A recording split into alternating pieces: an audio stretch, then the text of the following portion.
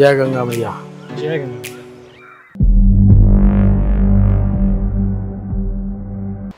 नमस्कार दोस्तों, आप सभी का आपके अपने YouTube चैनल ट्यूब टॉकर्स में हार्दिक स्वागत है। हमारी श्रृंखला इन कॉन्वर्जेशन विद यमन को आगे बढ़ाते हुए आज जिन शख्सियत से मैं आपको रूबरू कराना चाहता हूं, वह किसी इंट्रोडक्शन की मोहताज नहीं है।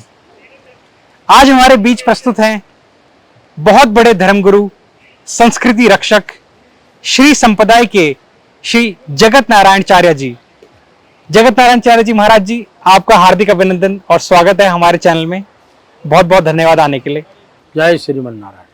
लक्ष्मी नारायण समारंभ रामानुजान मध्यमा अस्मदाचार्य पर्यंतम वंदे गुरु परंपरा। महाराज जी, आपको हमारे को समय देने के लिए बहुत बहुत धन्यवाद जी। सबसे पहले हम जानना चाहेंगे आपके जन्म स्थान के बारे में। आपका जन्म कहाँ हुआ, आपकी पढ़ाई कैसे हुई और आगे की व्यवस्था के बारे में जरूर बताएं। मेरा जन्म स्थान उत्तराखंड के पहाड़ियों में है और ब्राह्मण परिवार से मैं हूँ और वहीं से मेरी शिक्षा दीक्षा हुई। मैंने वेदांत से आचार्य किया और तब से धर्म परंपरा, गुरु परंपरा में जीवन चल रहा है। महाराज जी, आपने धर्म का जिक्र करा, मैं आपसे धर्म की व्याख्या जानना चाहता हूँ कि धर्म क्या है और धर्म की परिभाषा क्या है।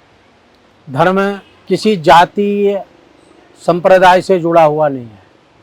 धर्म केवल धर्म है, जिसको हमारे यहाँ भगवान वेदव्यास ने धर्म की व्याख्या करते हुए कहा है, आत्मनो प्रतिकूलानि परेशान न समाचरेत्, धर्मो धार्यते इत्याहु धर्मो धार्यते प्रजा। धर्म मनुष्य को, जीव को, पूरी सृष्टि को, ब्रह्मांड को एक दूसरे से जोड़ता है। जोड़ने वाली शक्ति का नाम ही धर्म है। धर्म एक आचरण है, जो भी उसको जीवन में उतारेगा वो धर्मात्मा हो जाएगा, और जो धर्मात्मा है वही धर्म को जान जाता है जी। धर्म मतलब हिंदू, मुसलमान, सिख, ईसाई, जैनी, फारसी ये नहीं है। धर्म केवल धर्म है। धर्म के आगे हिंदू लगा दिया, धर्म के आगे मुसलमान लगा दिया, धर्म के आगे फारसी लगा दिया, लेकिन धर्म इतने नहीं है। धर्म तो एक है जो कभी बदलता नहीं है, जो सदा एक रस, एक रूप, एक रंग रहता है, जो सारे धर्मानुलंबी जितने भी अनेकानेक प्रकार के धर्म को मानने वाले, जानने वाले लोग अपने जीवन में आचरण में लाते हैं, वो धर्म है। जैसे मुझे गाली प्रिय नहीं है, मैं किसी को न दूं जी। अगर देता हूं तो अधर्म करता हूं। कोई मेरी संपत्ति छीने मुझे अच्छा नहीं लगता है, अगर मैं किसी की संपत्ति छीनूं तो अधर्म करता हूं जी। यानी जो आचरण, जो व्यवहार खुद के लिए पसंद नहीं है वो दूसरे के लिए करना ही अधर्म है, और जो आचरण अपने लिए हमें पसंद है वो सबके लिए करना ही धर्म है। अगर ऐसा धर्म को जानने वाला, अगर ऐसा धर्म को मानने वाला जो अपने आप को हिंदू कहता है, अगर वो हिंदू ऐसा है तो उस हिंदू को हम प्रणाम करते हैं। ऐसा सिख है तो सिख को भी हम प्रणाम करते हैं। ऐसा कोई जैनी है, उस जैनी को हम प्रणाम करते हैं। ऐसा कोई मुस्लिम है, उस मुस्लिम को हम प्रणाम करते हैं। बहुत बहुत धन्यवाद महाराज जी, आपने बहुत ही सुंदर व्याख्या करी है धर्म की। इसी से जुड़ा हुआ सवाल, क्योंकि हमारी टीम ने जो रिसर्च करी है और पता लगा है कि आप एस्ट्रोलॉजी का भी बहुत सुंदर ज्ञान रखते हैं जी, तो मैं आपसे जानना चाहूँगा कि एस्ट्रोलॉजी क्या है, क्योंकि बहुत सारे लोग एस्ट्रोलॉजी को साइंस मानते हैं, कुछ लोग गणित मानते हैं, कुछ लोग अंधविश्वास मानते हैं। तो मैं आपसे जानना चाहूँगा कि असल में एस्ट्रोलॉजी क्या है। एस्ट्रोलॉजी एक विज्ञान है, वो जीव के 3 संस्कारों का वर्णन करती है। गणित के द्वारा गणना करके, फलित के द्वारा उसका दर्शन करा के, उपचार के द्वारा उसको अनुकूल सिद्ध करती है। गणित, फलित और उपचार, ये ज्योतिष के 3 विभाग हैं, 3 अंग हैं। पहला है गणित, आपने गणना करी, ग्रह नक्षत्रों को गिनने के बाद आपने उसका आकलन किया जी। इससे जीव का, जिसके बारे में हम गणना कर रहे हैं, उसके 3 संस्कारों का वर्णन होता है। 3 संस्कार, पूर्व संचित कर्मों का संसार, पूर्व जन्म में हमने क्या क्या कर्म किए, किस किस योनि में हम थे, कैसे कैसे कहाँ से हम आए, ये ज्योतिष बताता है जी। दूसरा, माता पिता का रजबीरी का संस्कार, माता पिता के रजबीरी के संस्कार कैसे हैं उसको दर्शन कराता है, ये भी ज्योतिष है जी। तीसरा संगति का संस्कार, किस संस्कार में किस संगति में हम रहते हैं उसके आधार से जीव का प्रारब्ध का निर्माण होता है, जिसको हम भाग्य कहते हैं। ये ज्योतिष के तीनों विभागों का जो ज्ञान रखता है उसे दैवज्ञ कहते हैं। दैवज्ञ अपनी गणना के द्वारा, अपने फल के द्वारा और अपने उपचार के द्वारा जीव को सरल से सरल मार्ग उसके जीवन को बना देता है और सरल से सरल मार्ग पद्धति में चला देता है, उसके कठिन से कठिन जीवन को सरल से सरल बना देता है। ये ज्योतिष का लक्ष्य है। महाराज जी, मैं इसी से जुड़ा हुआ एक सवाल आपसे और पूछना चाहता हूँ। जी बोलिए। हमने सुना है कि कुछ लोग ज्योतिष का यूज भी करते हैं और कुछ लोग इसका मिसयूज भी करते हैं, तो इस बात में कितनी सत्यता है? ज्योतिष का मिसयूज तो हो नहीं सकता है। मिसयूज तो अब जो अज्ञानी आदमी ज्योतिष, आप किसी अज्ञानी के पास जा रहे हैं जी, वो जिसने जो ज्योतिष के द्वारा लोग भय पैदा कर रहे हैं जी, जबकि भय के लिए इसमें कोई जगह नहीं है। ये तो आपके बिल्कुल कपाट खोलने वाली, आपके बिल्कुल चक्षु खोलने वाली विद्या है। जब आपसे जुड़े हुए भूतकाल को ये बता देती है तो वर्तमान को बता देती है, भविष्य को बता देती है, तो भ्रमित कैसे हो सकता आदमी? हो ही नहीं सकता। अगर जो नहीं बता पा रहा है तो आपको वहां जाना नहीं चाहिए। महाराज जी, मेरी बहुत ही ज़्यादा क्यूरियोसिटी से एक सवाल है और जी। बहुत ही अंतरात्मा से मेरा एक सवाल और आपके प्रति आ रहा है। जी। तो मैं जानना चाहूँगा कि व्यक्ति, एक सफल व्यक्ति जो भी होता है, क्या वो अपने भाग्य के कारण होता है या फिर अपनी मेहनत से कारण होता है? नहीं, भाग्य जहां भी फल देगा पुरुषार्थ से देगा। जी। भाग्य के विषय में जो पूर्व संचित कर्मों का संस्कार है वो अटल है, वो भोगना पड़ता है। ठीक है जी। लेकिन माता पिता का रजबीरी का जो संस्कार है उसको तपश्चर्या के द्वारा, उपचारों के द्वारा, पूजा अनुष्ठानों के द्वारा, सत्कर्मों के द्वारा, सत्संग के द्वारा उसको नष्ट किया जाता है। जी। ठीक है जी। और जब भी भाग्य और कर्म दोनों आपस में मिलते हैं तभी घटना घटती है। फिक्स कर्म है जी। जो पूर्व संचित कर्म है और शुभ अशुभ दोनों हैं वो घटित होते हैं, चाहे शुभ है चाहे अशुभ है, जी। वो दोनों घटनाएं घटेंगी, शुभ भी घटेंगी और अशुभ भी घटेंगी।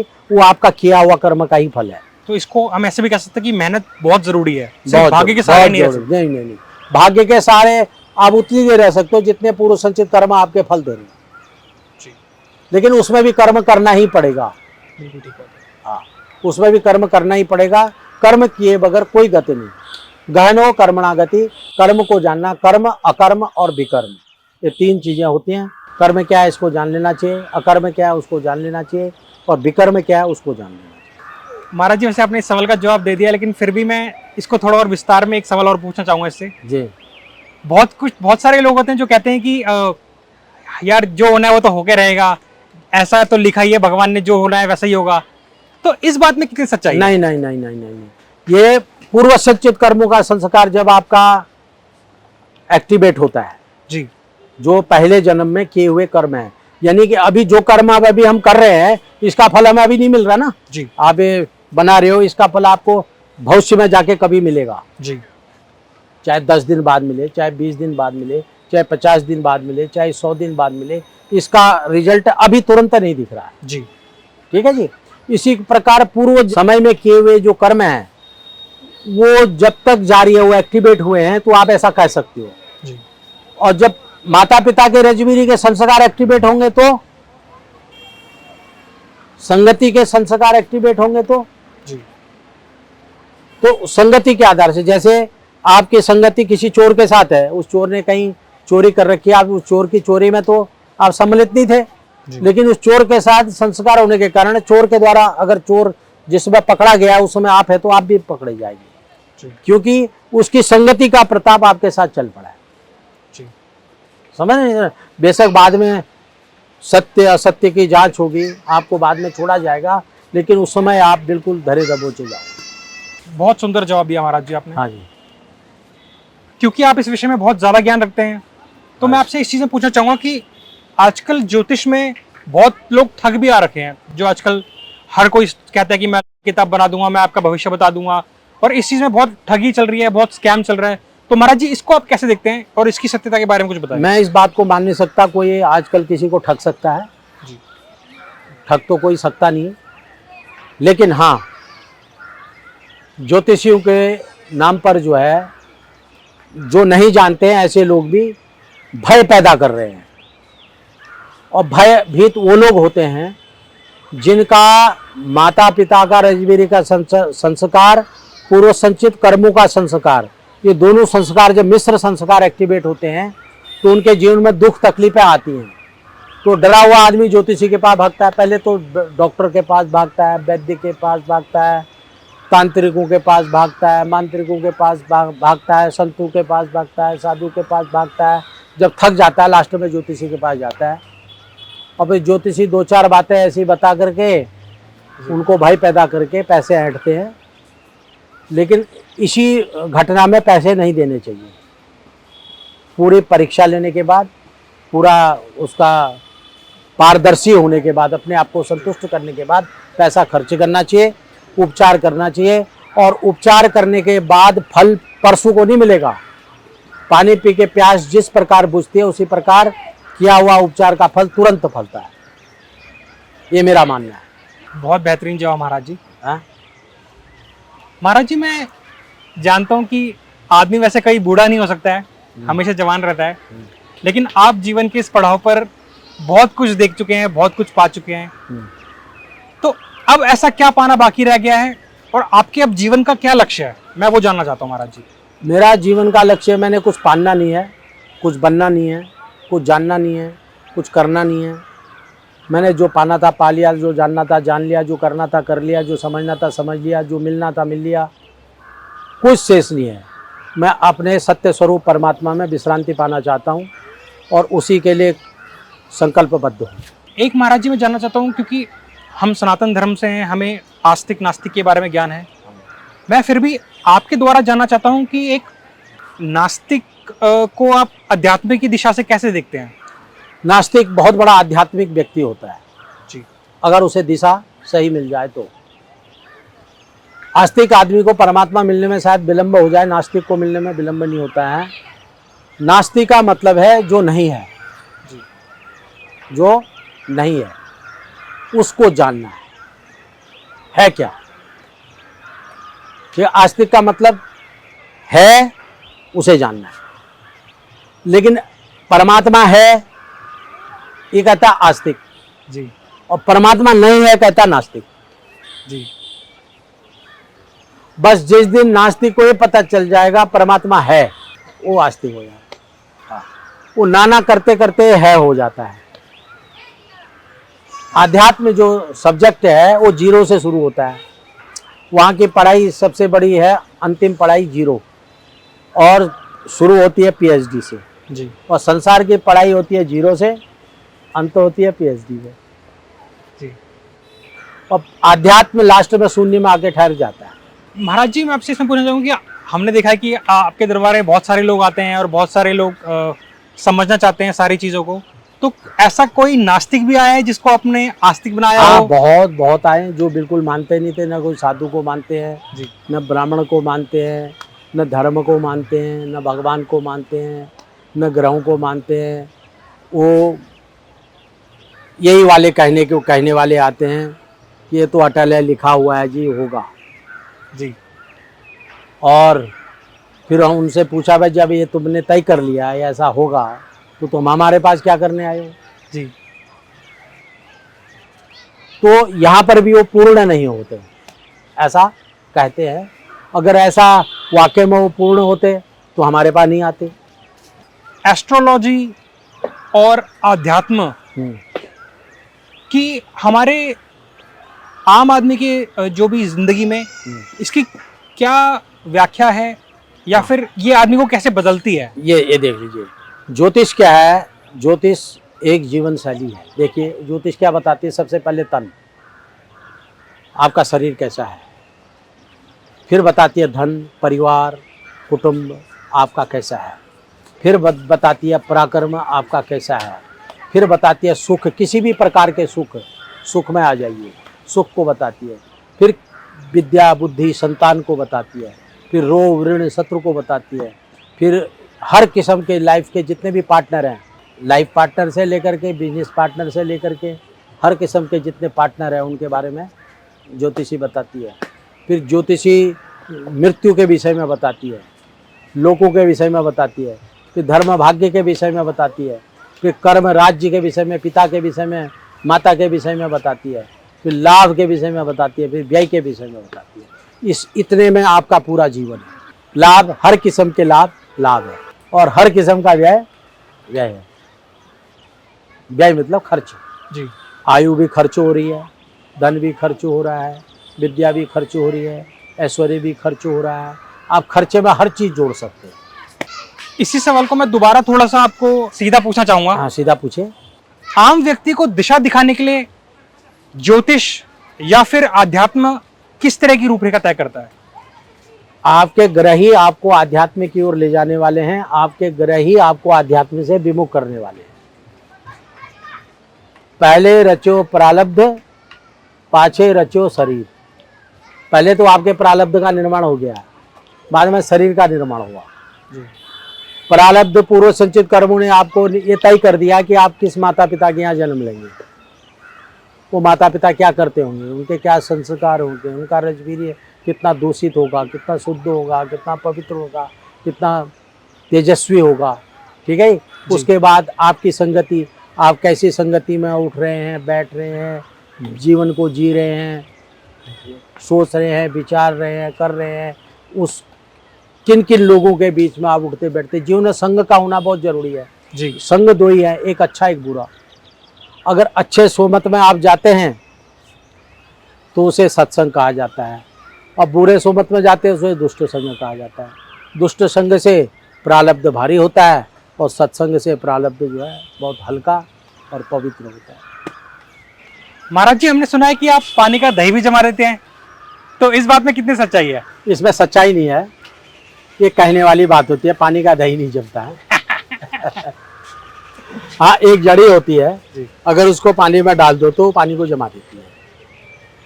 अच्छा। हाँ, पानी का दही नहीं जमता है, ये कहने वाली बात है, विनोद है, एक विनोद है खाली। एक महाराज जी, हमने सुना है कि कभी भी आप जैसे किसी से नाराज होते हैं तो आप उसको नेटवर्क में डाल देते हैं। हाँ। अभी फिलहाल हमने सुना था किसी ने चाइना को अपने नेटवर्क में डाल दिया था, पाकिस्तान को नेटवर्क में डाल दिया था। तो महाराज जी, ये नेटवर्क क्या है? हमारी जनता सुनना चाहती है। नेटवर्क ये हवा नेटवर्क है जी। हवा क्या है? नेटवर्क है। नेटवर्क। जैसे हवा अपनी एक ऑरा फेंकती है, ऑरा छोड़ती है जी।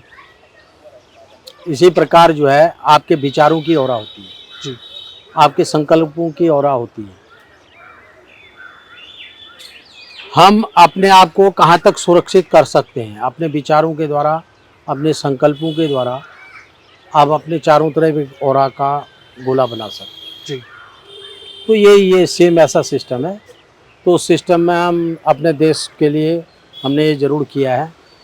हमने सन 2013 में जब श्री मनमोहन सिंह हमारे प्रधानमंत्री होते थे जी, पाकिस्तान के नवाज शरीफ ने देहाती स्त्री करके हमारे प्रधानमंत्री को संबोधन किया था जी। उस दिन हमें लगा कि पाकिस्तान जैसा देश हमारे देश के प्रधानमंत्री के बारे में ऐसा कह सकता है। तो उस दिन हमने पाकिस्तान को अपने सिस्टम में डाला था और उसी दिन भविष्यवाणी कर दी थी, ये देश की सुरक्षा, देश है तो हम है जी। देश सर्वोपरि महाराज जी। हाँ, देश है तो हम है और देश नहीं तो हम नहीं। तो आप सब लोगों का कर्तव्य है देश से जुड़ना, देश के लिए करना, देश के लिए सोचना और देश के लिए जीना। महाराज जी, इसी से एक जुड़ा हुआ एक सवाल मैं आपसे और पूछना चाहता हूँ हाँ। कि हमारे देश में संतों का कितना महत्व है, संतों का कितना प्रभाव है और संतों की कितनी जिम्मेदारी बनती है? ये तो संतों की ही भूमि है। हमारा देश जो है संतों की ही भूमि है ना। और संतों का महत्व कितना है? जितना ही जल का महत्व है उतना ही संत का महत्व है ना। जितना वायु का महत्व है ऐसे ही आपको धर्मवत जीवन देने के लिए, धर्म का आचरण कराने के लिए, धर्म का मार्ग को सिखाने के लिए, धर्मवत आपको जीवन की राह दिखाने के लिए इसमें संतों का ही रोल है। जितना जरूरी धर्म है उतने जरूरी संत है। महाराज जी लेकिन तो फिर संत भी- कौन है? बंदौ संत समान चित्त, जिनके चित्त में समानता का साम्राज्य हो गया वो संत है। जिनकी भेद बुद्धि नष्ट हो गई है वो संत है। जिनकी अपनी समस्त समस्याओं का अंत हो चुका है वो संत है। जो अंतःकरण से शांत हो चुके हैं वो संत है। संत किसी भेष के कारण संत नहीं है, जी संत इस महिमा के कारण संत है। महाराज जी लेकिन मैंने ये सवाल इसलिए पूछा है क्योंकि कहीं ना कहीं हर आदमी की जिम्मेदारी जब तय होती है तो आजकल हम देख रहे हैं कि मैं हर संत को बुरा नहीं बताता, लेकिन कुछ संत महात्मा के ऊपर कुछ ऐसे आरोप भी लगे हैं जो कि नहीं लगने चाहिए थे, तो उस पर आपकी क्या प्रतिक्रिया है? देखो, संत पर आरोप नहीं लगते हैं। आरोप तो देखिए, आप फिर आप एस्ट्रोलॉजी में आ जाइए। आप जी संत आसाराम बापू को ले लीजिए। आप जी संत आसाराम बापू ने लाखों करोड़ों लोगों के जीवन बदले, आप जानते हैं, आपने देखा है, और मैं इसका साक्षी हूँ। मैंने ऐसे ऐसे दुष्ट लोगों का जीवन परिवर्तन हो करके उनको संत बनते देखा है। ये आसाराम बापू ने किया है। लेकिन जो लांछन है, जो कलंक है, जो ये लगते हैं, भगवान राम को लगे, भगवान कृष्ण को लगे, जो अवतार हैं उनको लगे, तो ऐसे संत आसाराम जैसे निर्दोष महापुरुषों को अगर ये लांछन लग जाते हैं तो ये कोई बहुत बड़ी बात नहीं है। ये संसार में ये होता ही है, और ये लांछन लगने से उनकी महिमा कम नहीं हो जाती है, और महिमा उनकी बढ़ रही है। ये आप भी देख रहे हैं और हम भी देख रहे हैं। संतों के ऊपर कलंक लगते रहे हैं जी लगते रहेंगे। इन कलंकों को लगने से उनके जीवन में कोई प्रभाव नहीं पड़ता है, क्योंकि संत जो है निर्मल होते हैं। संत चरित नवनीत समान, ठीक है नहीं? जी। आतताई सब जगह उनके ऊपर प्रहार करते हैं, और कभी कभी आतताइयों का प्रहार संत झेलते हैं। अपने प्रारब्ध को जानते हैं, जान के उसको झेल के हजम कर लेते हैं। इस विषय में इतना ही कहा जा सकता है। संत आसाराम बापू के विषय में मैं कह सकता हूँ निर्दोष संत हैं, उनमें किसी भी प्रकार का दोष नहीं है। तो क्या आप इसको ऐसा कहेंगे कि ये किसी राजनीति से प्रेरित है? राजनीति से प्रेरित है। संत आसाराम बापू ने वो कार्य किए हैं। देखिए, हमारे देश में हम लोगों का दुर्भाग्य है। हम लोगों का दुर्भाग्य क्या है कि हिंदू, मुसलमान, सिख, ईसाई, जैनी, फारसी, ब्राह्मण, क्षत्रिय, वैश्य, शूद्र, इस प्रकार की राजनीति को बना दिया गया है। जी ठीक है नहीं? और आज सबके निशाने में, टारगेट में कौन है? ब्राह्मण। अब ब्राह्मण का इतिहास ले लीजिए। ब्राह्मण ने अपने पास क्या रखा? भिक्षा, विद्या। वैश्य को क्या दिया? व्यापार, कृषि। क्षत्रिय को क्या दिया? धर्म की रक्षा करना। जी हैं? सारे काम सबको बांट दिए, अपने लिए क्या रखा? भिक्षा। फिर भी प्रहार किसके ऊपर हो रहा है? ब्राह्मण के ऊपर। एक बस में आप बैठ जाइए, उसमें ब्राह्मण भी होता है, क्षत्रिय भी होता है, वैश्य भी होता है, शूद्र भी होता है। वहाँ सब क्या हो जाते हैं? यात्री। किसी धर्म स्थल में, हर की पौड़ी में, हरिद्वार में आप आ जाइए, यहाँ पर हर किस्म के हिंदू भी होगा, मुसलमान भी होगा, सिख भी होगा, ईसाई भी होगा, ब्राह्मण भी होगा, क्षत्रिय भी होगा, वैश्य भी होगा, शूद्र भी होगा। सब क्या है? तीर्थ यात्री। जी ठीक है? कहीं पर यहाँ पर जाति का वर्णन हो रहा है? नहीं। फिर भी आपका राजनीतिक जीवन ऐसा बना दिया गया है। डिवाइड एंड रूल, अंग्रेजी में क्या कहते हैं? फूट डालो और राज करो। ये राजनेताओं के द्वारा फैलाया गया धर्म है, राजनेताओं के द्वारा फैलाई गई जाति है, राजनेताओं के द्वारा फैलाया गया ये प्रचार है, कुप्रथा है। ये राजनेताओं के द्वारा ही ये संतों पर अत्याचार हो गए। जो उनके विपरीत चलते हैं, जिनसे उनको खतरा होता है, वो उनके विपरीत षड्यंत्र रच देते हैं। महाराज जी, ये तो चलिए संतों की बात हो गई है। अब मैं कुछ हमारे जो अपने दर्शकों के लिए, क्योंकि आप एस्ट्रोलॉजी का ज्ञान रखते हैं, आप आध्यात्म का ज्ञान रखते हैं, तो कुछ हमारे दर्शकों के लिए कुछ आप छोटी कुछ रेमेडीज बता सकें कि वो अपने अपने जीवन में उसको उतार सकें। ताकि रेमेडीज उतारने के लिए पता क्या होता है? जी पहले जानना होता है हम किसको रेमेडी दे रहे हैं। जी यहाँ 140 करोड़ लोग रहते हैं। जी 140 करोड़ लोगों के अंदर सबके अलग अलग नाम हैं, अलग अलग नक्षत्र हैं, अलग अलग ग्रह हैं, अलग अलग राशि हैं, अलग अलग लग्न हैं। ठीक है नहीं? और किसके लिए कौन सी रेमेडीज हैं, ये बिना उस गणित के आधार पर, मैंने कहा ना, गणित, फलित और उपचार जी बिना इसके हम जो भी देंगे वो गलत होगा जी। अगर आपके विषय में कुछ बोलना चाहूंगा तो सबसे पहले मेरे पास आपके पास आपका चार्ट होना चाहिए जी और आपके चार्ट के द्वारा जो रेमेडीज मैं दूंगा वो 100% सत्य होगी। अब ऐसे 2-4 रेमेडीज है, जैसे राहु को आपने ठीक करना, राहु आपका खराब है जी तो उसमें रांगे का उपयोग किया जाता है। आप उपयोग कैसे करेंगे रांगे का, सरल से सरल बता रहा हूँ जी। अब आपके कौन से भाव में राहु है, आपका राहु किस क्षेत्र को प्रभावित कर रहा है, ये जो नेटवर्क सिस्टम है ये राहु है जी। इलेक्ट्रॉनिक जितना भी सिस्टम है ये सब राहु है, ये सब राहु है। आपका मोबाइल जेब में है, राहु है, ठीक है नहीं। अब इस राहु के लिए मैं एक जगह का अगर उपचार बता देता हूं, अगर आपका राहु दूसरी जगह निकला, आपने वो उपचार किया तो गलत हो सकता है। इसके लिए चार्ट का होना जरूरी है जी।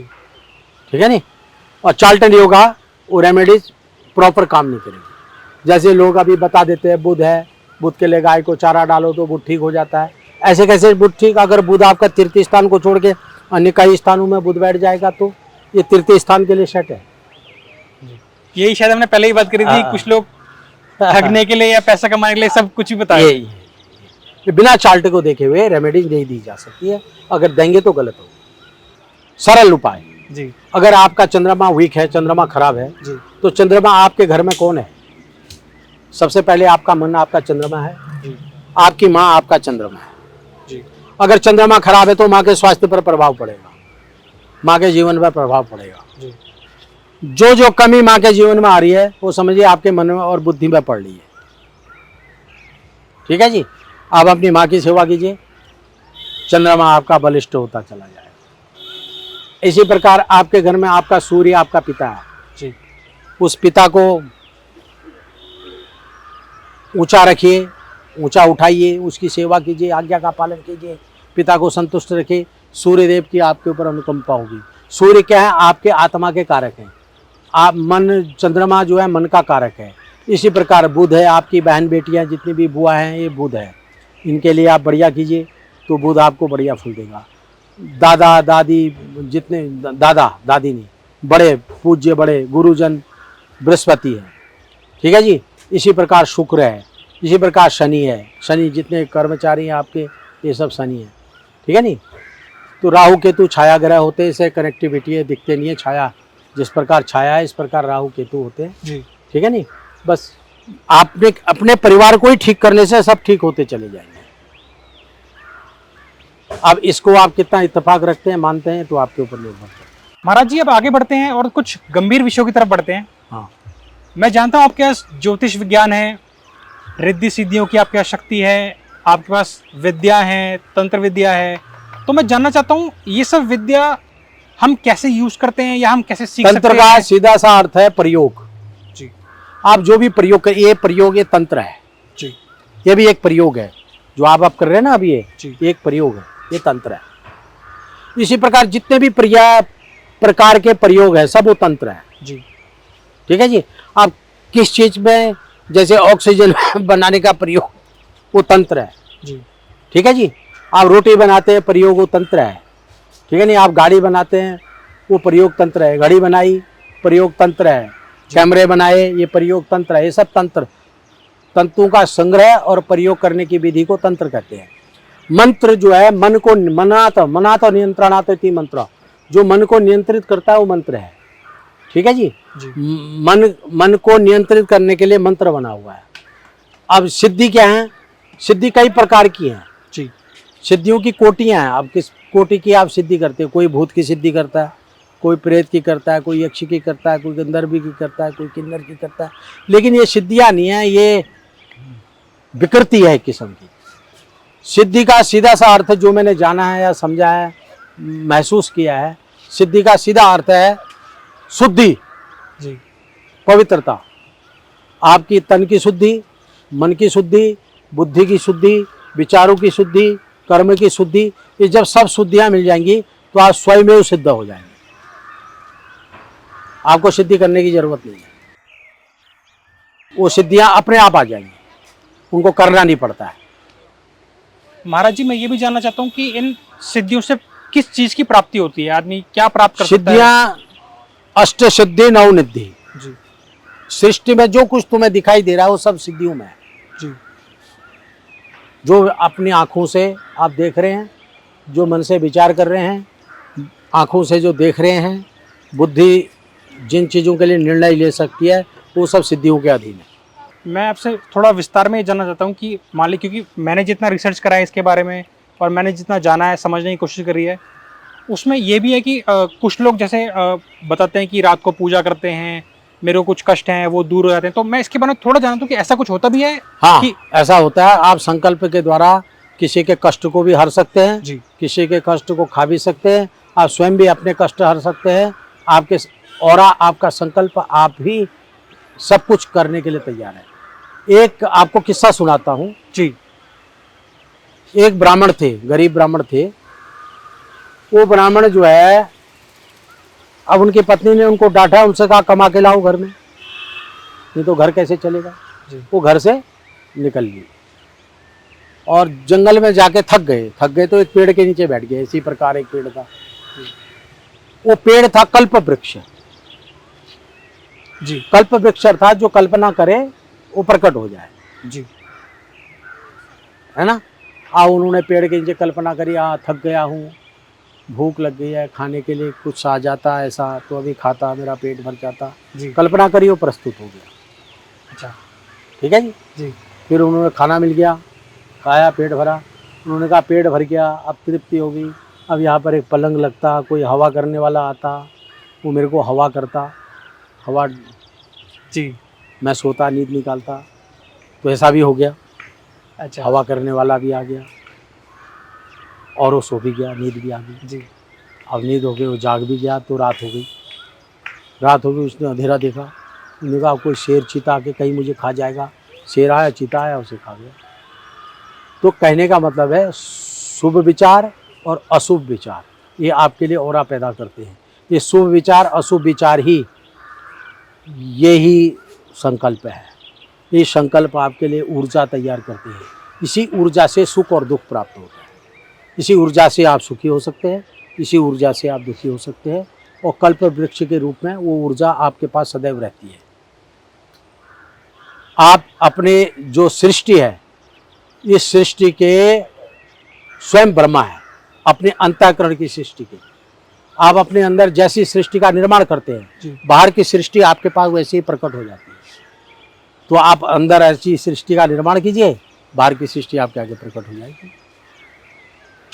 जैसा कि महाराज जी, हमारे दर्शकों को शायद अब तक पता लग गया हो कि हम देवभूमि उत्तराखंड में फिलहाल हरिद्वार में उपस्थित हैं। हाँ। और आपसे बात करने का हमें इतना अच्छा मौका मिल पाया। आपने अपना कीमती समय देके के हमें इतना तृप्त करा है इतने सवालों का। तो मैं इसमें आपसे जानना चाहता हूँ कि जैसे कि हमारी गंगा माता गौमुख से निकल के बंगाली खाड़ी तक जाती है और समुद्र में मिल जाती है, लेकिन फिर भी लोग हरिद्वार में जाना चाहते हैं और हर की पौड़ी पे ही डुबकी लगाना चाहते हैं। तो इसका क्या महत्व है? ये स्थान महिमा है जी। ये हर की पौड़ी ब्रह्मकुंड क्षेत्र है। जब देव दानवों में आपस में समुद्र मंथन हुआ था, जब अमृत का घड़ा निकला था जी। वो अमृत के घड़े के छींटे पड़े थे हर की पौड़ी में जी। वो ब्रह्मकुंड जहाँ पर कहा गया है जी। और वहीं पर भगवान हरि प्रकट हुए थे, उनके चरण वहाँ पर है जी। ये हरि का द्वार है बद्रीनाथ जाने के लिए। बद्रीनाथ भगवान का धाम है जी। बद्रिकाश्रम, बद्रीधाम कहते हैं उसे, और ये द्वार है। तो इसकी अलौकिक महिमा है। और ये पंचपुरी, इसको पंचपुरी भी कहा गया है।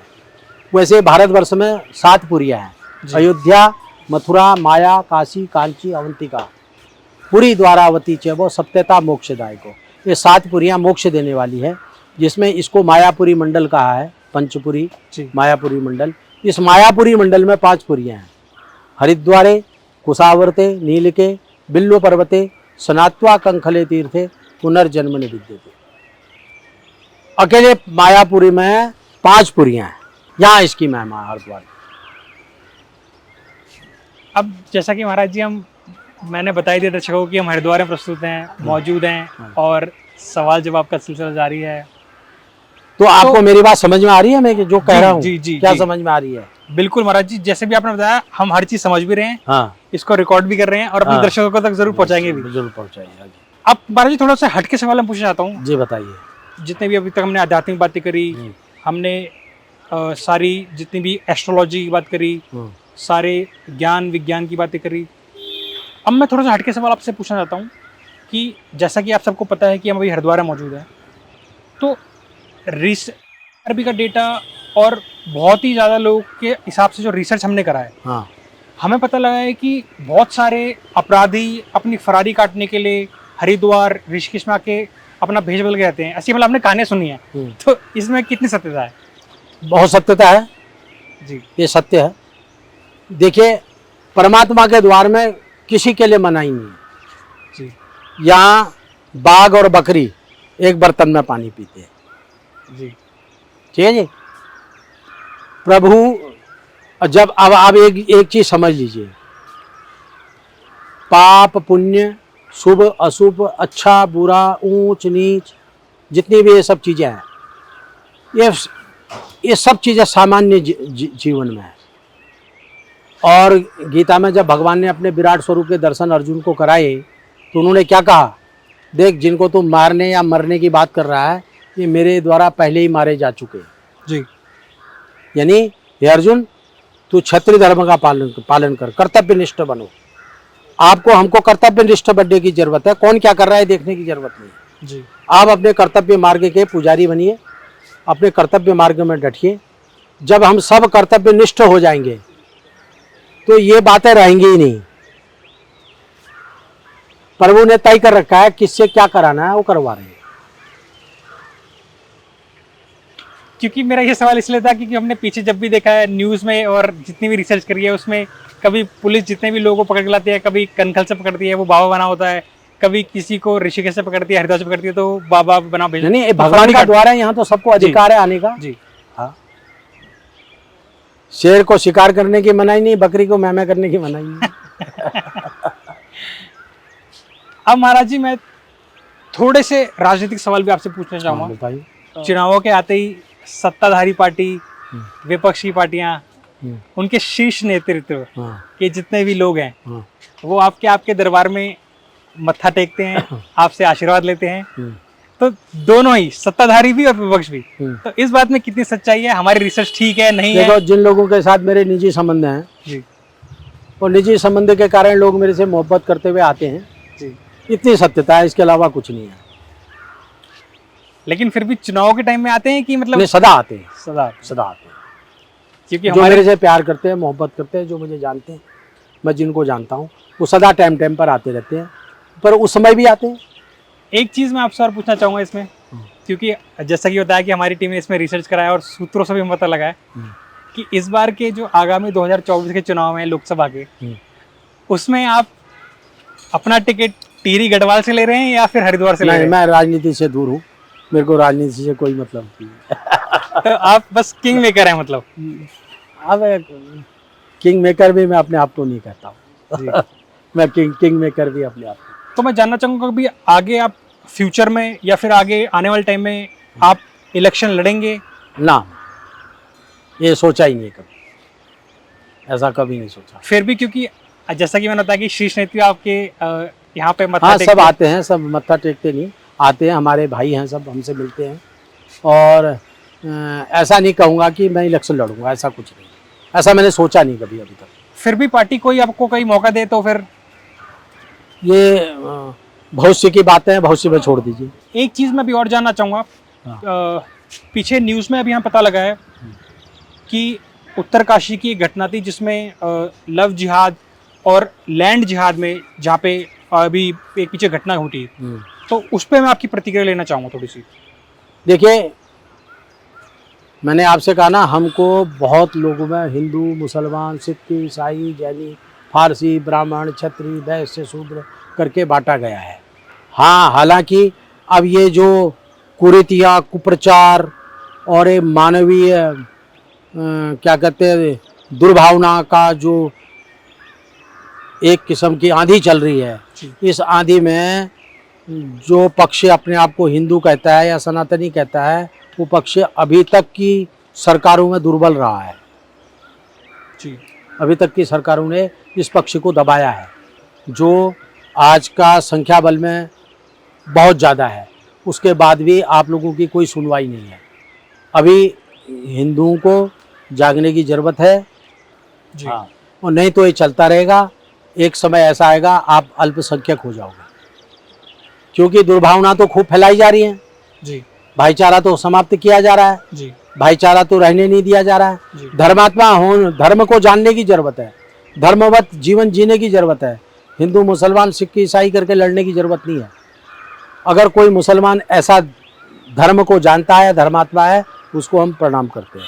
ऐसे सिख है उसको भी हम प्रणाम करते हैं, ईसाई है उसको भी हम प्रणाम करते हैं, जैनी है उसको भी हम प्रणाम करते हैं। इसी प्रकार ब्राह्मण है, क्षत्रिय है, वैश्य है, शूद्र है, कोई भी है जो धर्म है, जो आचरण अपने लिए पसंद करता है, दूसरे के लिए करता है, वो धर्मात्मा है, उस धर्मात्मा को हम प्रणाम करते हैं। और बाकी जो एक कुप्रचार चल रहा है, जी जो हिंसात्मक विचारधारा का प्रचार हो रहा है, इसके लिए फिर तुम्हें जगने की बहुत सख्त ज़रूरत है और जगी है, नहीं तो अल्पसंख्यक होने में आप लोगों को देर नहीं है। महाराज जी, मैं इसमें थोड़ा सा ये और आपसे विस्तार में जानना चाहूँगा कि हिंदू राष्ट्र की बात चल रही है, हिंदू राष्ट्र बनाने की बात चल रही है, बहुत सारे संत महात्मा कह रहे हैं कि ये हिंदू राष्ट्र बनाना है, तो उसको आप किस तरह देखते हैं? हिंदू राष्ट्र बनाने का जो ख्वाब देख रहे हो तो अच्छी बात है, जी देखना चाहिए, क्योंकि देखने वाले कुछ करते हैं, लेकिन बनाएंगे कैसे? जो अपने आप को मुसलमान कहते हो कहाँ जाएंगे? उनको कहाँ भगाओगे? क्या वो परिवर्तन कर सकते हैं? हिंदू राष्ट्र मानवीय धर्म का स्थापना कीजिए। जो मानवीय हिंसा हो रही है, जो धार्मिक हिंसा हो रही है, इस धार्मिक हिंसा का पतन होना जरूरी है। ये धार्मिक हिंसा नहीं होनी चाहिए।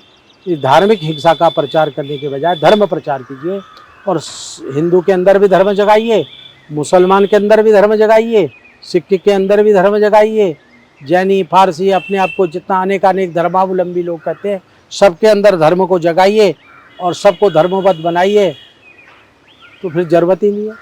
अभी देखा हमने माननीय मुख्यमंत्री जी पुष्कर सिंह धामी जी हाँ जी, भी आए दिन अब सीएम योगी आदित्यनाथ जी की तर्ज पे चल रहे हैं, तो क्या आप बुलडोजर ही नहीं दिला सकता सबको?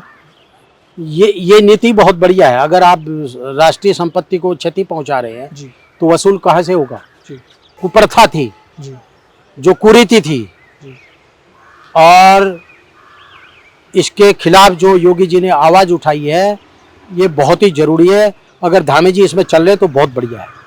क्योंकि राष्ट्रीय संपत्ति सबकी अपनी संपत्ति है, उसकी क्षति करने वाले को बख्शा नहीं जाना चाहिए। क्योंकि हाल ही में कुछ देखा गया था कि बहुत सारी जगह जहाँ पे बुलडोजर चलाया गया अभी उत्तराखंड में, उत्तरकाशी में, तो बताया जा रहा है कि वो कुछ लोग वहाँ पे बहुत टाइम से रह रहे थे, तो उनको या तो पहले कहीं घर विस्थापित करना चाहिए था, या फिर क्या? मैं इसमें आपकी थोड़ी सी प्रतिक्रिया जानना चाहता हूँ। नहीं, जो अतिक्रमण करके रह रहे हैं उनको क्यों स्थापित करना चाहिए था? सरकार इतना क्यों लोड लेगी अपने ऊपर? कोई जरूरी नहीं है। जी। जो अतिक्रमण कर रहा है उसे हटाइए। क्योंकि लोग बहुत साल से रह रहे हैं, उनके अपने अरे वोटर ID कार्ड कितने बने साल हुए से हैं। रह रहे हैं? अतिक्रमण नहीं करना चाहिए था ना। जी। अतिक्रमण ही गलत है। अतिक्रमण कहीं भी हो रहा है, उस अतिक्रमण के खिलाफ आवाज होनी चाहिए और एक्शन होना चाहिए, ये ठीक है। हाल ही में अभी उत्तराखंड सरकार द्वारा 8 डिस्ट्रिक्टों को शराब से बिल्कुल मुक्त करने के लिए एक कानून पास किया गया था, जिनमें से 2 डिस्ट्रिक्ट ऋषिकेश और हरिद्वार भी हैं। फिर भी आए दिन देखा जा रहा है कि यहाँ धड़ल्ले से सरकार की नाक के नीचे शराब बिक्री हो रही है, तो इस पर आप क्या कहना चाहते हैं? देखिए जी, सिगरेट की जो डिब्बी होती है उसमें लिखा रहता है सिगरेट पीना स्वास्थ्य के लिए हानिकारक है। जी। अगर वैधानिक चेतावनी उसके साथ में दीजिए, वैधानिक चेतावनी, सिगरेट पीना स्वास्थ्य के लिए हानिकारक है, जी लेकिन फिर भी सिगरेट बन रही है। जी शराब पीना स्वास्थ्य के लिए हानिकारक है लिखा है, शराब बन रही है। जी। तो अगर सरकार सही रूप में ये चाहती है कि ये गलत चीज़ है, ये बंद होनी चाहिए, तो इन फैक्ट्रियों में रोक लगनी चाहिए। मैंने सवाल इसलिए करा था क्योंकि सरकार इस पे रोक लगा चुकी है कि उसकी बिक्री ना हो। हरिद्वार, ऋषिकेश और 8 बनेगी नहीं तो बिक्री कैसे होगी? जी। बनने में रोक लगनी चाहिए ना। बाकी सरकार का एक खोखला प्लान है। हाँ, क्योंकि कोई वही दम मैं- नहीं है, कोई दम नहीं है। राइट। क्योंकि अगर सरकार चाहती है ये नहीं बिकनी चाहिए तो बने ही नहीं, कंपनियों को लाइसेंस ना मिले। ये बिल्कुल बिल्कुल ठीक कहा आपने कि अगर बंदी करना चाहते तो बिल्कुल ही एक तरह से बंद कर दें, मतलब क्योंकि कुछ डिस्ट्रिक्टों को और उन्होंने स्पष्ट लिख रखा है वैधानिक चेतावनी, शराब पीना स्वास्थ्य के लिए हानिकारक है। और उसके बाद ठेके कौन दे रही है? गवर्नमेंट तो दे रही है। और ड्राई एरिया घोषित कर दिया, हरिद्वार ऋषिकेश ये ड्राई एरिया घोषित कर दिया है। अब ड्राई एरिया इसको आप घोषित कर देंगे, लेकिन अब जो आदत के मजबूर हैं वो कहाँ जाएंगे? वो लोग यहीं तो रह रहे हैं जी, वो कहाँ जाएंगे? हालांकि बिकना नहीं चाहिए था जी, यही ये तभी नहीं बिकेगा जब सरकार रोक लगाएगी, कंपनियों में बनाने में रोक लगाएगी और इन यूज करने वालों पर सजा लगाएगी, जुर्माना लगाएगी, तो रुक सकता है। तो सरकार को यही लोग बना रहे हैं, पैसा ये देते चंदा। तो महाराज जी, आने वाले आगामी 2024 के चुनाव में आप किसको देखते हैं? और एक मैं आपसे एक सवाल और पर्सनल पूछना चाहूँगा कि हमारे जो देश के माननीय प्रधानमंत्री जी श्री नरेंद्र मोदी जी हैं, उनके प्रति आप अगर कुछ कहना चाहें? नरेंद्र मोदी जी देश के सर्वश्रेष्ठ प्रधानमंत्री रहे हैं अभी तक के जी, और 2024 में भी हम उन्हीं को देखना चाहते हैं और बनेंगे भी वही। ये हमारी शुभकामनाएं उनके प्रति। मैंने आपसे सवाल इसलिए पूछा क्योंकि मैं जानता हूं कि आपको एस्ट्रोलॉजी का भी ज्ञान है। तो बनेंगे भी वही, इसलिए इसी के साथ में कह दिया ना, बनेंगे भी वही, ये सत्य है।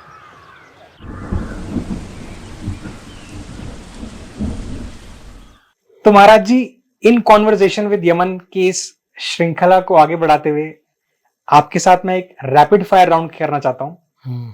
इस राउंड में बेसिकली क्या होगा कि मैं आपको एक शख्सियत का नाम लूंगा और आपको उसके बारे में प्रतिक्रिया देनी है। तो शुरू करते हैं।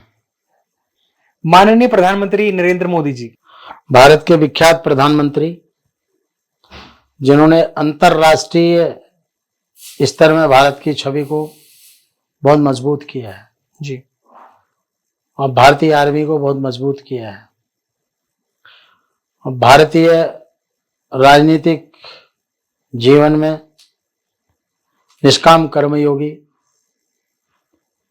श्री नरेंद्र दामोदर दास मोदी जी, जिनको मैं अभी आने वाले 30 वर्ष और देखना चाहता हूं भारत के प्रधानमंत्री के रूप में, क्योंकि 30 वर्ष नरेंद्र दामोदर दास मोदी जी की आयु इस समय मेरे ख्याल से 75 के अबव है।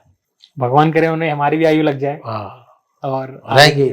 हाँ जी, यशस्वी प्रधानमंत्री जी श्री नरेंद्र दामोदर दास मोदी जी, उनको मैं हृदय से अभिनंदन और उनका स्वागत और वेलकम करता हूँ।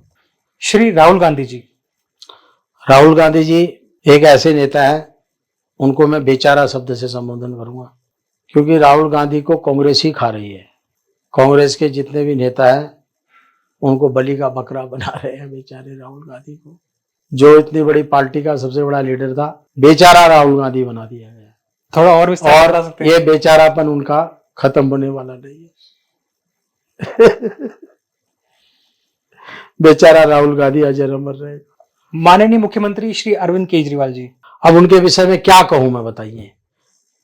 दिल्ली की जनता, आप लोग दिल्ली के हैं, भली भांति इनको जानते हैं। हमारी नजरों में केजरीवाल नेता ही नहीं है, एक ठग है, ठग। उसको ठग से ज्यादा हम कोई उपाधि देने के लिए तैयार नहीं। लेकिन उन्होंने बहुत सारा कार्य करा है, ऐसा नहीं कार्य नहीं क्या किया बताइए। जैसे कुछ कार्यों में जैसे बिजली 200 यूनिट फ्री दी है, राशन फ्री दे रहे हैं, अस्पताल सारे। ये तो मोदी जी की नीति है, ये मोदी जी की नीति है।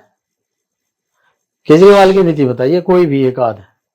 शिक्षा के स्तर पे बहुत काम कर रहा है। कुछ नहीं करा, आप गए नहीं, इसका मतलब दिल्ली के स्कूलों में। मैं महाराज जी दिल्ली से ही। उनका स्वयं शिक्षा मंत्री जेल में पड़ा हुआ है। उनके मेरे ख्याल से कितने मंत्री, 2 या 3 मंत्री जेल में। केजरीवाल ठग है, उसे ज्यादा देश की जनता उसे नहीं समझती है। दिल्ली वाले चाहे कुछ भी कर लें। ठीक है माननीय, ये आपकी एक अपनी निजी राय है। माननीय अखिलेश यादव जी, परिवार की राजनीति, परिवार की राजनीति में फंसे हुए अखिलेश यादव है। उन्होंने स्वयं के अपने पिता का सम्मान नहीं किया, तो क्या राजनेता है, कुछ नहीं है। अखिलेश यादव खत्म है। माननीय मुख्यमंत्री श्री पुष्कर धामी जी, माननीय पुष्कर धामी जी बिल्कुल सही कार्य कर रहे हैं। उत्तराखंड में युवा है और भारतीय जनता पार्टी राष्ट्रीय कार्यकारिणी ने उनको ये मौका दिया है जी।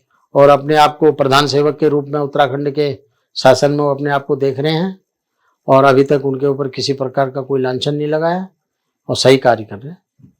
सीएम श्री योगी आदित्यनाथ जी, योगी आदित्यनाथ एक महापुरुष हैं। एक योगी का जो कर्तव्य है वो पूर्ण रूप से उस कर्तव्य का वहन कर रहे हैं और उनके राज्य में, उनके प्रदेश में राम राज है। सब नर करई परस्पर प्रीति, चलई स्वधर्म निरत सुरति नीति। और दुष्टों को वहां रहने का कोई अधिकार नहीं है। जिस प्रकार भगवान राम ने सारे राक्षसों का संहार किया था और योगी आदित्यनाथ जी उत्तर प्रदेश से राक्षसों का संहार करने के लिए आए हुए हैं और राक्षसों को मिटा के ही दम लेंगे। तो यहाँ राक्षस आप अतीक अहमद को या फिर विकास दुबे जैसे गैंगस्टरों को कहना चाह रहे हैं? और कौन है? ये राक्षस ही तो थे, ये राक्षस ही तो थे। ये निर्दोष किसी को थोड़ी योगी आदित्यनाथ ने सताया है। जो लोगों को सता रहे हैं, प्रदेश में अशांति का माहौल पैदा कर रहे हैं, प्रदेश में कुरीतियां फैला करके कुप्रचार कर रहे हैं, उन लोगों के खिलाफ योगी आदित्यनाथ का डंडा चल रहा है। नहीं तो सबके लिए समान रूप से कार्य कर रहे हैं। विपक्ष के पास कोई मुद्दा ही नहीं है। ये सब पैदा करने वाला विपक्ष है। जितने रावणों के ये दल है सब इकट्ठे हो रहे हैं, एक मोदी को हराना चाहते हैं। हम तो ये कहेंगे सबसे बेस्ट मोदी। महाराज जी, आप इतना बेबाकी सारे सवालों का जवाब देते हैं, हाँ, तो कभी आपको डर नहीं लगता कि आप पर कोई तो किस बात का? सच को आँच नहीं, झूठ के पाँव नहीं। जो मोदी ने करके दिखाया है, जो विश्वास जगाया है जी, जो विश्वास जताया है, तो उस विश्वास को हम देख रहे हैं, अनुभव कर रहे हैं। बाकी मोदी किसी का पेट भरने तो नहीं जाएगा, सबको करके खाना पड़ेगा। मोदी ने जो काम किया है वो सराहनीय कार्य किए हैं, जितने वो कर सकते थे। जी, विरासत जो उनको मिली थी, उस विरासत को देखते हुए जितने कार्य मोदी ने किए हैं वो सराहनीय कदम थे मोदी के। हम मोदी के आभारी हैं।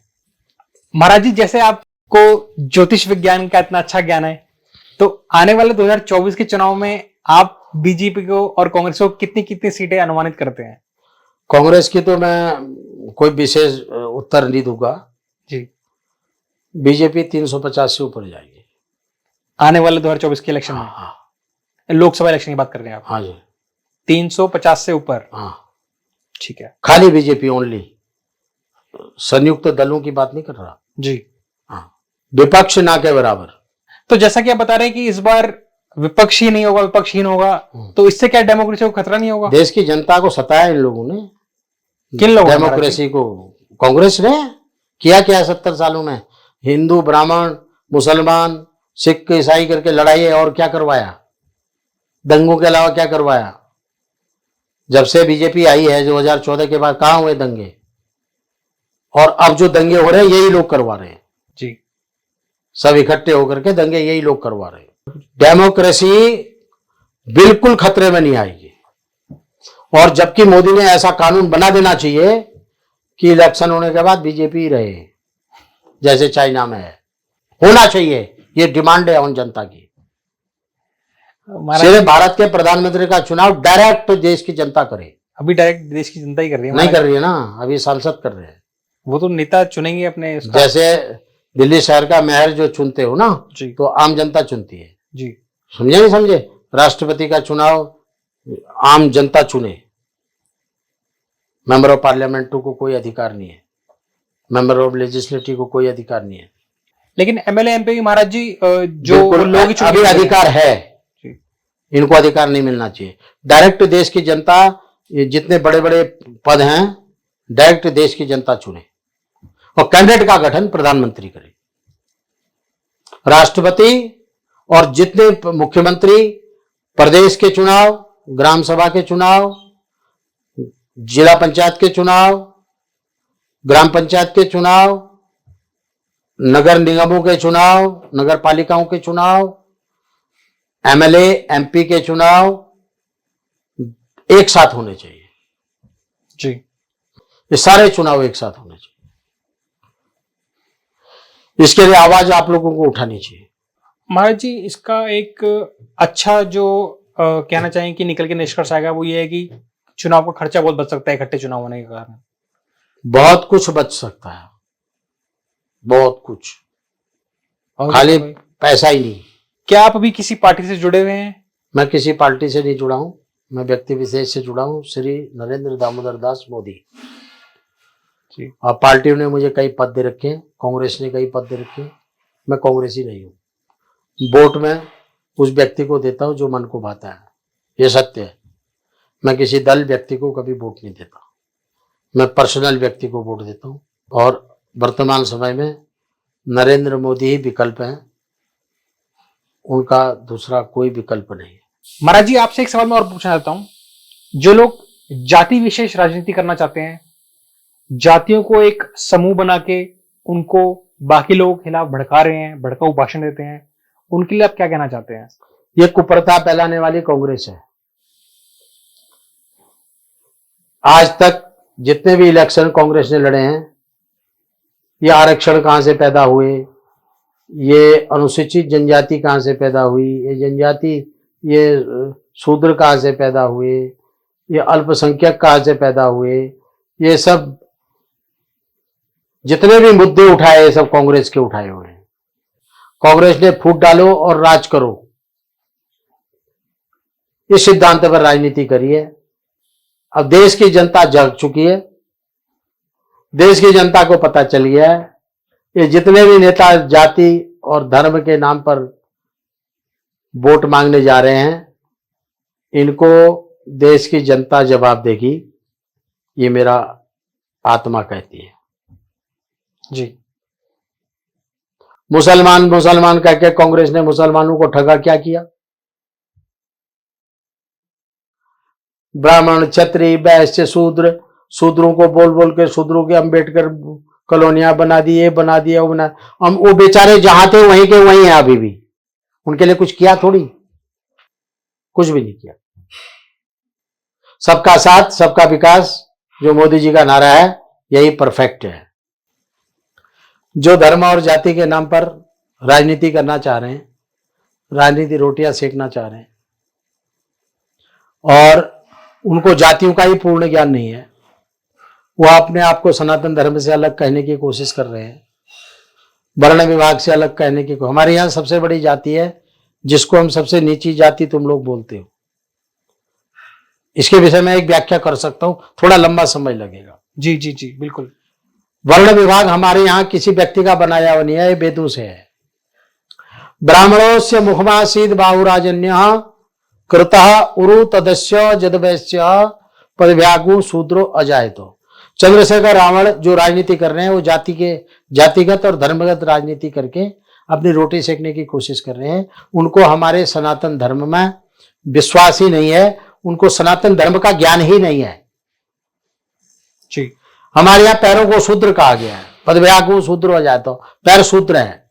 पूजा किसकी होती है? हमारे यहाँ पूज्य अगर कोई बढ़ना है तो शूद्र बढ़ना है, तो पैरों की पूजा होती है। आप कहीं भी जाते किसी के पांव छूते हैं? जी। ब्राह्मणों से मुखमासीद बाहुराजन्य, ब्राह्मण कौन है? मुख है। वो ब्राह्मण कहां जाता है? पैरों में जाता है।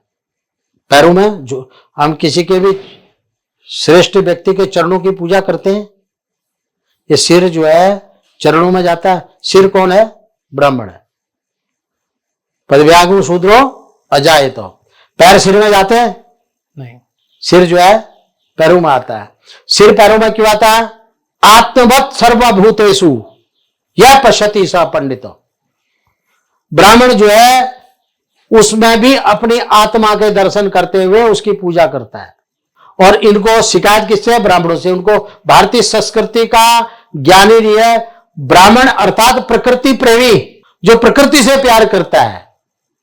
प्रकृति अर्थात स्वभाव, प्रकृति अर्थात जो भी छटा लता पता वनस्पतियां जो भी आपको दिख रही है, ये सब प्रकृति है। इन सब प्रकृतियों से प्यार करने वाला ब्राह्मण है। और उसे पता ही नहीं है ब्राह्मण किसे कहते हैं। ये लोग ब्राह्मणों की व्याख्या कैसे कर रहे हैं? इन लोगों को वर्ण विभाग का ज्ञान नहीं है। हमारे यहां सबसे ऊंची जाति शूद्र की है, तो इसलिए तो पैरों की पूजा होती है। पदव्यागु शूद्रो जाए तो ब्राह्मणों से मुखमासीद बाहुराजन्य क्षत्रिय कौन है? ये बाहु है। उरु तदस्य जदवैश्य, पेट कौन है? बनिया। पदव्यागु शूद्र हो जाए तो पैर कौन है? शूद्र है। तो पूजा किसकी हो रही है? शूद्र की। सर्वश्रेष्ठ किसे बनाया गया है? शूद्र को। अब कोई अपने कर्म से, अपने आचरण से, अपने पद से स्वयं गिर जाएगा तो स्वयं ही हीन भावना का जो शिकार हो जाएगा, उसको कौन उठा सकता है बताओ? मैं ये कहता हूं चंद्रशेखर रावण जैसे जितने भी नेता हैं जो इस प्रकार की दलगत राजनीति कर रहे हैं, जातिगत राजनीति कर रहे हैं, धर्मगत राजनीति कर रहे हैं, इनको मानसिक कुंठा के शिकार हैं। अभी और इनको ब्राह्मण का ज्ञान ही नहीं है, क्षत्रिय का ज्ञान ही नहीं है, वैश्य का ज्ञान ही नहीं है, शूद्र का ज्ञान ही नहीं है। हमारे यहाँ जो पांव की पूजा होती है सब वो शूद्र हैं। पांव इसलिए पूजे जाते हैं, पांव को शूद्र कहा गया है। और पांव इसलिए पूजे जाते हैं, वो सेवक हैं, वो सेवा कर रहे हैं। किसकी? ब्राह्मण की भी कर रहे हैं, क्षत्रिय भी की कर रहे हैं, वैश्य भी की कर रहे हैं, शूद्र भी कर रहे हैं। जितने भी हमारे बड़े बड़े मंदिरों का निर्माण हुआ है, धर्मशालाओं का निर्माण हुआ है, ये सब कौन कर रहे हैं? शूद्र। जिनको तुम कहते हो वही तो निर्माण कर रहे हैं, वही तो सेवा कर रहे हैं। तो सृष्टि के निर्माण में जितना योगदान शूद्र का है, उस योगदान के कारण वो शूद्र की पूजा हो रही है। अभी महाराज जी, तो अब आप क्या कहना चाहेंगे चंद्रशेखर के विषय में? क्या पूछना चाहते हो बताइए। मैं ऐसा कोई जनरल सवाल नहीं पूछना, मैं सिर्फ बताना चाह रहा हूँ कि पीछे अभी उन पे हमला भी हुआ था, गोलियां भी चली थी, तो उस पर आप कोई प्रतिक्रिया देना चाहते हैं? उसमें वो तो अनाप शनाप बोलते हैं जी। वो शत्रु अपने बना रहे हैं, पाल रहे हैं। वो वाणी का विवेक खो देते हैं बोलने में, और पूर्वाग्रह से उग्रसित है, तो इसलिए उनके साथ ऐसा हो रहा है। वरना उनका कोई दुश्मन तो है नहीं। अपने वाणी और बुद्धि के द्वारा जो दुश्मन पैदा कर ले तो ये सब तो होता रहेगा। महाराज जी, इससे जुड़ा हुआ सवाल मैं आपसे एक फिर पूछना चाहता हूँ कि आप फिर आरक्षण नीति पे क्या कहना चाहते हैं? आरक्षण देश के प्रत्येक नागरिक को विकास के मार्ग पर ले जाने के लिए और समानता के मार्ग पर खड़ा करने के लिए एक प्रक्रिया है, और ये जाति के रूप में नहीं होनी चाहिए, आर्थिक स्थिति के रूप पर इसको तय किया जाना चाहिए। जाति और धर्म के रूप में इसको नहीं देना चाहिए। अगर हिंदू धर्म में आए, हिंदू धर्म में 4 वर्ण है, ब्राह्मण, क्षत्रिय, वैश्य, शूद्र। चारों वर्णों में कमजोर लोग हैं, उनका समान रूप से चयन होकर के उनको आरक्षण देना चाहिए। ऐसे अल्पसंख्यकों में शेख, सैयद, मुगल, पठान, मुसलमानों की भी 4 कौम है। इन चारों कौमों को ध्यान में रखते हुए इसी प्रकार सिख हमारे ही अंग हैं जी, उनको हमसे अलग करने की कोशिश की जा रही है, वो हमसे दूर नहीं है। गुरु परंपरा, जितने भी सिखों की गुरु परंपरा है, उस गुरु परंपरा में जितने भी गुरुओं ने अपना बलिदान दिया है वो हम लोगों के कारण ही दिया है, हमारे लिए ही दिया है, हमारी रक्षा के लिए दिया है। हम उन गुरुओं के आभारी सदा थे, हैं और रहेंगे। महाराज जी, कुछ अभी रिसर्च से हमें पता लगा है कि हरिद्वार जैसे इलाके में ही जितना सैंड माफिया खनन हो रहा है और इतनी सारी वहां से रेत बजरी निकाली जा रही है, तो ये भी तो बहुत बड़ा एक घोटाला निकल के सामने आ रहा है। इस पे आप क्या कहना चाहते हैं? नहीं, इसमें किंवदंतियां बहुत ज्यादा हैं। अभी तो सरकार उसमें टैक्स ले रही है, रमन्य सरकार इश्यू कर रही है। सरकार की नीतियों के आधार पर ये सब अभी बंटवारा हुआ है, जिसके आधार पर ये कार्य चल रहा है। बाकी विपक्षी क्या नहीं कहता है, सरकार अपना सही कार्य कर रही है, ऐसा कोई घोटाला नहीं हो रहा है। सरकार को पूर्ण रूप से टैक्स जा रहा है। तो महाराज जी, कुछ अपनी बाल अवस्था, कुछ यौवन के बारे में कोई किस्सा सुनाए। अब क्या किस्सा सुनाए बताइए, कोई एक आध कोई टॉपिक दीजिए तो मैं बोलूं। जैसे कि कुछ यौवन में आपने, जैसे अभी मान लीजिए अभी तो चलिए आपने गियर अवस्था धारण कर रखा है, हाँ जी, लेकिन कुछ ऐसे ही जो आपने बचपन में कुछ शैतानियां करी हो, कुछ और किस्से आप सुनाना चाहते हो? आप बचपन की शैतानियां क्यों पूछते हो चैनल में बचपन तो सबका शैतान होता है, हमारा भी था। मैं एक खास बात बता दूं। जी महाराज जी। मैं जब स्कूल पढ़ रहा था जी, हाई स्कूल से 8वीं में था मैं जी, तो घर से भाग गया था कैलाश यात्रा करने के लिए। गजब। और पूरे कॉलेज में GIC लोहाघाट में कैलाश यात्री करके नाम था मेरा बहुत गजब। हाँ, ऐसे भाग गया था। महाराज जी आज हरिद्वार के दर्शन आपके साथ सुबह सुबह दर्शन जय हो गए, जयकार हो जी। तो जय जयकार हो गए महाराज जी। आपका बहुत बहुत धन्यवाद, आपने हमारे सारे सवालों को बहुत बेबाकी से जवाब दिया हाँ और आशा है कि आप दोबारा अपना कभी कीमती समय हमें देंगे। ठीक है। कुछ जो प्रश्न रह गए मैं जानता हूँ कि समय की अभी अभाव है, जय जयकार। बट कोशिश करेंगे आपसे दोबारा आपका समय लें। ठीक है जी, जय जयकार। महाराज जी ये हमारा मास्टर कैमरा है, हाँ जी। इसमें देख के या फिर आप इस वाले कैमरे में देख के, हाँ जी, इस वाले कैमरे में देख के बता सकते हैं कि आपको जितनी भी हमने अभी तक बात करी है, हाँ जी, हमारा चैनल का नाम ट्यूब टॉकर्स है, हाँ जी। तो आपको ये सब कैसा लगा? बहुत बढ़िया लगा, आप करते रहिए, आप सराहनीय कार्य कर रहे हैं, आप जन जागरण करने का कार्य कर रहे हैं और ये जागृति फैलाते रहिए।